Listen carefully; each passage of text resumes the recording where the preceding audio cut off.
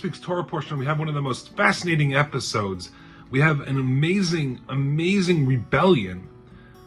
Korach, related, a cousin to Moses and Aaron, has the audacity to take on Moses and Aaron at the height of their leadership, and he ends up pulling astray many thousands of Jews to rebel against the leadership of Moses and Aaron. And whenever you study these events in the Torah about specifically the generation in the desert, you really have to ask yourself, like, what are they thinking?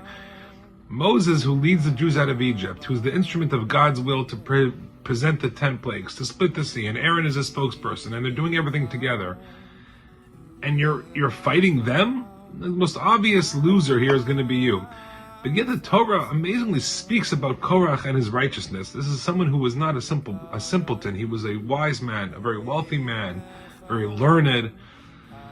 And the Torah really gives us the answer to this riddle. The very first word in the Torah portion is Vayikach Korach ben Yitzhar ben Kahat ben Levi. The Torah records that Korach, son of Yitzhar, takes. And the Torah does not specify what he took. And the commentators say he took himself away. And he thought that he was bringing so much peace and love and unity to the community. Because his argument to Moses was, why are you lording over everyone else? The Jewish people are holy. We all have a neshama. We have a soul. We're God's nation. We're the chosen people, etc., etc. Let us all have an equal opportunity to be the high priest, like your brother Aaron, to be the greatest prophet, like you, Moses, to lead the Jewish people completely, without question, like you are. We're all a holy congregation. Why do you get this privilege? And so, but it was a veneer. He wanted to present it as acting for the benefit of the greater good and the greater public, but really he was removing himself.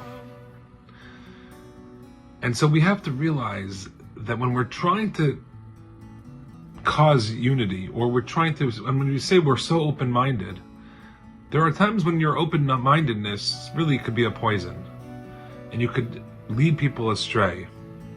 There is a reason why we have leaders. There's a reason why we have Kohanim. There's a reason why we have Israelites. There's a reason why we have the person leading the congregation as the Chazan. Everyone has a certain role within this great orchestra called Judaism.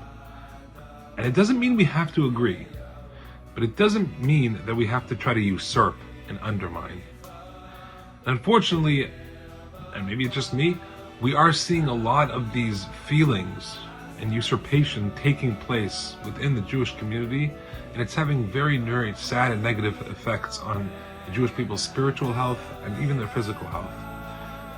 So, if you disagree with someone, and if you don't understand why they're not serving in the army, or why they are serving in the army, or any of these hot topics in Judaism, which we should talk about, we should not avoid the discussion, but please, let's all remember, have the discussion with a clarity of vision that we're all united at the end of the day. We all have, only at the end of the day, the Jewish people have each other and their God in heaven.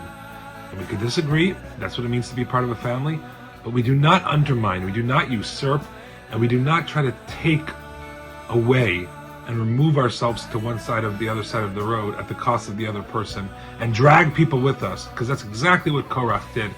You know what their punishment was? They were lost to history, swallowed up by the ground without even the chance to repent or make good on their mistakes. The Almighty does not tolerate this kind of behavior.